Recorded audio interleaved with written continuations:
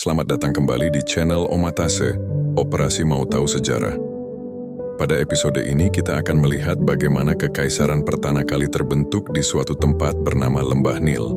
Inilah kisah tentang bagaimana banjir sungai membentuk masyarakat, bagaimana perang dan diplomasi melahirkan persatuan, dan bagaimana penyatuan itu menjadi fondasi kekaisaran Mesir yang bertahan ribuan tahun.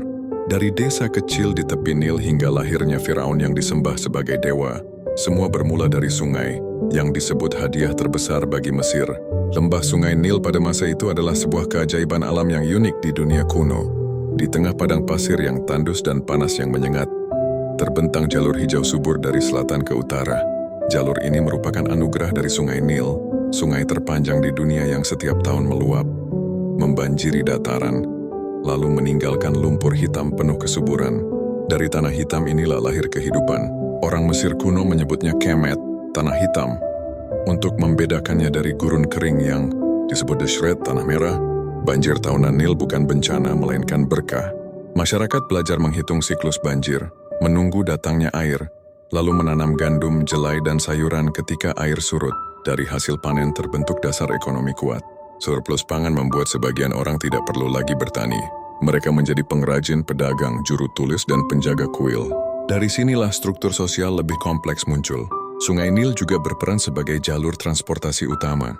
Perahu papirus mengangkut hasil bumi dari satu kota ke kota lain. Aliran sungai menyatukan Mesir Hulu di selatan dengan Mesir Hilir di utara, dan membuka akses ke dunia luar melalui Laut Tengah. Barang-barang seperti emas dari Nubia, kayu cedar dari Lebanon, serta batu dari Sinai masuk lewat jalur ini. Nil menjadi nadi kehidupan sekaligus jalan raya kebudayaan. Di sepanjang tepian, desa-desa kecil tumbuh. Awalnya rumah sederhana dari lumpur, kemudian berkembang menjadi kota dengan pemimpin lokal. Para pemimpin ini mengatur air, menjaga panen, dan melindungi rakyat. Mereka sering disebut nomarch, penguasa dari nome atau daerah. Dari struktur inilah lahir cikal bakal kerajaan. Mesir Hulu dan Mesir Hilir lalu menonjol sebagai dua identitas besar. Mesir Hulu berupa lembah sempit dengan tebing keras. Kehidupannya sulit sehingga masyarakatnya membangun kekuatan militer tangguh. Mesir Hilir berupa delta luas dekat laut, subur dan ramai perdagangan. Dua dunia berbeda, satu keras dan tertutup, yang lain makmur dan terbuka. Masing-masing memiliki simbol kebanggaan. Hulu memakai bunga teratai, Hilir memakai papirus. Simbol ini bukan sekadar hiasan, tetapi identitas budaya. Dari sini lahir tradisi simbolik Mesir yang kelak diwariskan ribuan tahun. Namun kehidupan di Lembah Nil tidak selalu mudah. Jika banjir terlalu besar, desa hancur. Jika terlalu kecil, panen gagal.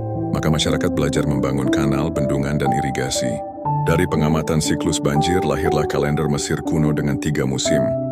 Akad banjir, peret tanam, dan Shemu panen. Kalender ini menjadi panduan pertanian sekaligus ritual keagamaan. Selain alam, ancaman juga datang dari luar. Gurun memang pelindung alami, tetapi kelompok perampok dan nomaden bisa menyerang. Karena itu, desa harus bersatu, membentuk aliansi, dan melatih pertahanan. Dari kebutuhan inilah struktur politik semakin terpusat. Hanya kekuatan yang lebih besar mampu melindungi tanah dan sungai. Perlahan Lembah Nil bukan lagi sekadar jalur kehidupan, melainkan arena perebutan kuasa. Kota-kota berusaha memperluas wilayah. Hubungan bisa damai lewat perdagangan atau perkawinan, tetapi sering berubah menjadi konflik. Dari persaingan ini lahirlah benih dua kerajaan besar, Mesir Hulu dan Mesir Hilir. Bagian pertama ini menggambarkan fondasi awal peradaban Mesir.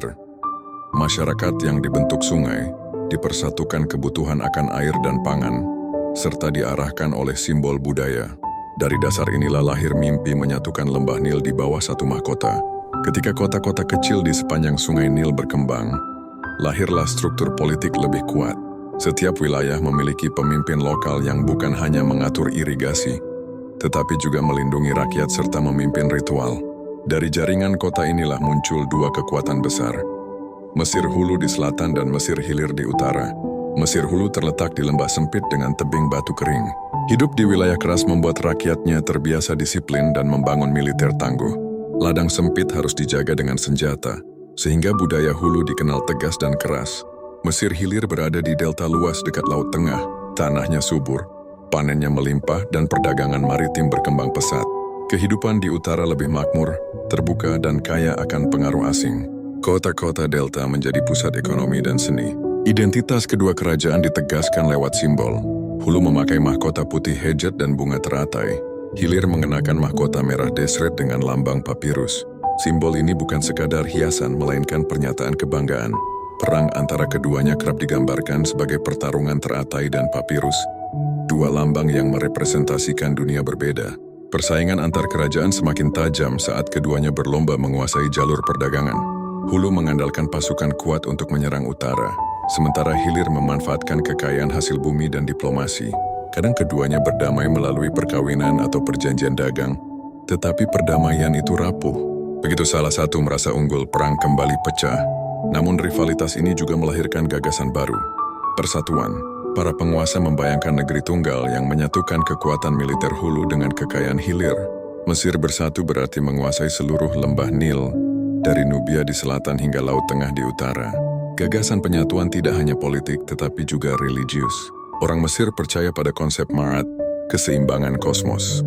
Dua negeri yang bersatu dipandang sebagai cara menjaga keteraturan dunia. Karena itu, perang antara Hulu dan Hilir dianggap bukan sekadar ambisi manusia, melainkan bagian dari takdir ilahi. Para raja menyebut diri mereka pelindung rakyat sekaligus wakil dewa. Mereka mengaitkan kekuasaan dengan dewa Horus, simbol langit dan kemenangan. Setiap pertempuran ditafsirkan sebagai pertarungan Horus melawan kekacauan. Dengan demikian, politik, agama, dan peperangan saling menyatu. Ketegangan antar dua kerajaan terus berlanjut. Hulu menunggu waktu menundukkan utara, sementara Hilir menjaga delta dengan kekayaan dan jaringan perdagangan. Dua mahkota, dua simbol, dua identitas, semuanya menunggu titik balik sejarah. Bagian kedua ini menunjukkan bagaimana Sungai Nil tidak hanya memberi kehidupan, tetapi juga membentuk dua pusat kekuasaan yang saling bersaing. Dari rivalitas inilah akan lahir penyatuan besar di bawah seorang raja yang kelak mengubah wajah Mesir untuk selamanya. Di tengah persaingan panjang Mesir Hulu dan Mesir Hilir, muncul seorang pemimpin dari selatan bernama Narmer. Ia dikenal sebagai Raja Hulu yang ambisius, berani, dan bercita-cita menyatukan dua negeri di bawah satu mahkota. Dalam catatan legenda, ia juga disebut Menes, sosok yang dianggap pendiri kerajaan Mesir bersatu. Narmer mewarisi tradisi militer Hulu. Ia memahami bahwa diplomasi saja tidak cukup. Persatuan hanya bisa dicapai dengan kekuatan senjata. Dengan pasukan terlatih, ia bergerak menaklukkan kota-kota Hilir. Peperangan ini bukan hanya perebutan tanah subur delta, melainkan perebutan legitimasi. Siapa yang layak menjadi penguasa seluruh lembah Nil? Bukti penting keberhasilan ini adalah palet Narmer, peninggalan arkeologis dari batu dengan ukiran simbolis. Pada satu sisi, Narmer digambarkan mengenakan mahkota putih Hulu, menghantam musuh. Pada sisi lain, ia memakai mahkota merah Hilir. Simbol ini menegaskan dirinya sebagai penguasa dua negeri. Palet Narmer bukan sekadar karya seni, melainkan pernyataan politik bahwa Mesir telah dipersatukan. Dari kemenangan itu lahir tradisi mahkota ganda, gabungan mahkota putih dan merah disebut Pishent. Mahkota ini melambangkan kekuasaan atas Hulu dan Hilir sekaligus. Sejak saat itu, setiap Firaun menyandang gelar Raja Hulu dan Hilir, gelar yang menegaskan kesatuan Mesir sebagai identitas abadi. Kemenangan Narmer juga dipandang sebagai kehendak ilahi. Orang Mesir percaya para dewa, terutama Horus, merestui penyatuan dua negeri. Menyatukan Hulu dan Hilir berarti menegakkan Ma'at, prinsip keseimbangan kosmos. Karena itu, penaklukan ini diterima bukan sekadar sebagai hasil perang, melainkan pemenuhan takdir. Setelah berhasil, Narmer membangun ibu kota baru di Memphis di perbatasan Hulu dan Hilir. Kota ini menjadi simbol nyata persatuan. Letaknya strategis, dekat delta namun tetap terhubung dengan selatan. Dari Memphis, ia mengatur perdagangan, militer, dan birokrasi. Kota ini kelak menjadi pusat pemerintahan Mesir berabad-abad lamanya. Dengan persatuan lahirlah birokrasi yang lebih rapi. Juru tulis mencatat panen, pajak, dan hukum dengan hieroglif. Para pejabat ditempatkan di daerah untuk mengawasi rakyat. Struktur ini menjadikan Mesir tidak lagi sekadar kumpulan kota, melainkan negara dengan pemerintahan pusat. Namun penyatuan tidak berlangsung tanpa tantangan. Beberapa kota Hilir menolak tunduk, sementara bangsawan lokal berusaha mempertahankan kekuasaan lama. Meski begitu, kekuatan militer Hulu yang disiplin serta simbol religius yang kuat membuat Narmer mampu meredam perlawanan. Perlahan rakyat menerima identitas baru sebagai bagian dari Mesir bersatu. Narmer juga memperkuat persatuan melalui agama. Ia digambarkan sebagai perwujudan Horus, dewa langit pelindung raja. Dengan begitu, tahta bukan hanya jabatan politik, tetapi juga suci. Kemenangan Firaun dianggap kemenangan dewa. dan kekuasaan menjadi bagian dari tatanan kosmos. Dari sinilah sistem teokrasi Mesir lahir. Raja sebagai penghubung manusia dan dewa. Penyatuan ini menjadi tonggak penting. Untuk pertama kalinya, seluruh lembah Nil berada di bawah satu mahkota. Hulu yang keras dan hilir yang makmur kini menyatu, membentuk dasar peradaban yang akan berkembang luar biasa. Dari fondasi ini lahir tradisi panjang Firaun, pembangunan piramida, serta kuil-kuil agung yang masih berdiri hingga kini. Bagian ketiga ini menandai titik balik. Mesir tidak lagi terpecah tetapi memasuki era baru sebagai kerajaan bersatu. Keberhasilan Narmer membuka jalan menuju kekaisaran besar yang akan bertahan ribuan tahun, memberi dunia salah satu warisan sejarah paling megah sepanjang masa. Setelah Narmer menyatukan Mesir Hulu dan Hilir, berdirilah entitas baru yang kelak disebut Kekaisaran Mesir. Persatuan ini bukan sekadar kemenangan perang, melainkan tonggak lahirnya pemerintahan terpusat yang kuat dan terorganisir. Narmer memilih Memphis sebagai ibu kota. Letaknya strategis berada di antara Hulu dan Hilir, sehingga menjadi simbol nyata kesatuan. Dari Memphis, raja dapat mengendalikan jalur perdagangan utara, menjaga hubungan dengan selatan dan mengatur irigasi yang menjadi nadi pertanian. Kota ini segera tumbuh menjadi pusat politik dan ekonomi. Sistem pemerintahan yang lahir berbentuk monarki teokratis. Raja dipandang sebagai wakil dewa di bumi, digambarkan sebagai Horus semasa hidup, lalu bersatu dengan Osiris setelah wafat. Dengan pandangan ini, ketaatan pada raja berarti ketaatan pada kosmos. Firaun menjadi penghubung antara manusia dan para dewa. Untuk menjalankan kerajaan, raja membangun birokrasi. Para pejabat ditempatkan di provinsi mengawasi panen, memungut pajak, dan menjaga keteraturan. Juru tulis mencatat segalanya dengan hieroglif. Jumlah panen, perdagangan, keputusan hukum, hingga peristiwa penting. Dengan administrasi tertulis, Mesir memiliki sistem yang lebih rapi dibanding peradaban lain pada masanya. Pengelolaan sungai Nil juga semakin sistematis. Bendungan dan kanal dibangun untuk mengatur banjir. Air dialirkan ke ladang lebih luas. Hasil panen disimpan di lumbung negara, lalu dibagi saat masa paceklik. Sistem ini membuat rakyat hidup lebih stabil, mendukung pertumbuhan penduduk dan menyediakan tenaga kerja besar untuk proyek besar. Kuil menjadi pusat kehidupan spiritual sekaligus ekonomi. Selain tempat ibadah, kuil juga berfungsi sebagai gudang pangan, pusat pendidikan, dan lembaga administrasi.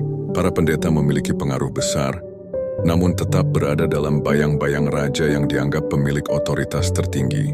Sinergi antara raja dan kuil membuat struktur kekuasaan Mesir sangat kokoh. Seni dan arsitektur berkembang pesat. Relief pada kuil menampilkan Firaun sebagai pahlawan dan perantara dewa. Seni bukan sekadar estetika, melainkan alat propaganda untuk menegaskan wibawa raja. Tradisi ini memperkuat kesadaran kolektif bahwa Mesir bersatu di bawah kekuasaan ilahi. Meski demikian, menjaga persatuan bukan tugas ringan. Beberapa wilayah masih menyimpan loyalitas pada penguasa lama. Karena itu, raja perlu menunjukkan kekuatan melalui ekspedisi militer, pembangunan proyek besar, dan ritual yang melibatkan seluruh negeri. Dengan cara ini, rakyat selalu diingatkan bahwa mereka bagian dari satu kerajaan yang tak terbagi. Tradisi Narmer diwarisi para penerusnya. Setiap Firaun menyandang gelar Raja Hulu dan Hilir, mengenakan mahkota ganda, dan meneruskan warisan penyatuan. Dari fondasi inilah Mesir berkembang menjadi salah satu peradaban paling berpengaruh di dunia, dengan kejayaan yang berlangsung ribuan tahun. Bagian keempat ini menutup kisah awal lahirnya Kekaisaran Mesir. Dari desa-desa kecil di tepi sungai lahir dua kerajaan, lalu dipersatukan oleh Narmer, hingga berdiri kerajaan besar yang terorganisir. Dari titik inilah perjalanan panjang Mesir dimulai, membangun piramida, kuil megah, dan warisan budaya yang hingga kini masih dikagumi dunia. Setelah Narmer, para penerusnya melanjutkan tradisi penyatuan. Dari sinilah dimulai periode dinasti awal Mesir, yang menandai lahirnya pemerintahan Firaun. Dinasti pertama dan kedua memperkuat struktur birokrasi, menata administrasi pajak, dan mengembangkan hubungan dagang. Stabilitas yang tercipta memungkinkan Mesir memasuki era pembangunan monumental. Pada masa ini, kepercayaan terhadap Firaun semakin kuat. Firaun tidak hanya pemimpin politik, tetapi juga pusat spiritual. Ia diyakini menjaga keseimbangan Ma'at, memastikan banjir Nil datang teratur, dan melindungi negeri dari kekacauan. Konsep ini menjadikan raja figur sakral yang tak tergantikan. Di bidang ekonomi, pertanian menjadi tulang punggung, namun perdagangan mulai berkembang pesat. Mesir menjalin kontak dengan Nubia di selatan untuk emas, dengan Sinai untuk tembaga dan batu mulia, serta dengan Levant untuk kayu dan barang mewah. Perdagangan ini memperkaya negeri, memperkuat istana, dan mendukung pembangunan kuil. Periode dinasti awal juga menjadi laboratorium bagi seni dan arsitektur Mesir. Makam-makam besar mulai dibangun, menandai awal tradisi monumental yang kelak mencapai puncaknya pada piramida. Tulisan hieroglif digunakan lebih luas, bukan hanya untuk catatan ekonomi tetapi juga untuk mengabadikan doa, hukum, dan sejarah. Warisan terpenting dari penyatuan Narmer adalah identitas Mesir sebagai satu negeri dengan dua tanah. Hulu dan hilir tetap diakui sebagai entitas berbeda, namun dipersatukan dalam mahkota ganda. Konsep ini bertahan sepanjang ribuan tahun sejarah Mesir. Bahkan ketika dinasti berganti, invasi datang, atau pusat politik berpindah, simbol penyatuan tetap hidup sebagai dasar legitimasi setiap Firaun. Dengan demikian, penyatuan pada sekitar 3200 sebelum Masehi bukan hanya kemenangan militer, melainkan kelahiran sebuah peradaban. Dari fondasi ini Mesir berkembang menjadi kekaisaran yang meninggalkan warisan abadi. Piramida Giza, kuil Karnak, patung Sphinx, dan kisah panjang yang terus dikagumi hingga kini. Dari banjir tahunan Sungai Nil, manusia belajar bertahan hidup. Dari persaingan Mesir hulu dan hilir, lahir mimpi tentang persatuan. Dan dari tangan Narmer, mimpi itu menjadi kenyataan. Sebuah kerajaan yang menyatukan dua tanah, dua mahkota menjadi satu kekaisaran. Sejak saat itu Mesir tidak hanya berdiri sebagai negeri di tepi sungai, tetapi sebagai peradaban agung yang membangun piramida, kuil, dan meninggalkan warisan abadi bagi dunia. Penyatuan yang terjadi lebih dari 5.000 tahun lalu, itulah fondasi yang membuat Mesir dikenang sebagai salah satu peradaban terbesar sepanjang sejarah manusia. Terima kasih sudah menonton video ini. Jika Anda suka dengan konten seperti ini, silahkan klik tombol like dan subscribe. Silahkan tinggalkan komentar dan share video ini.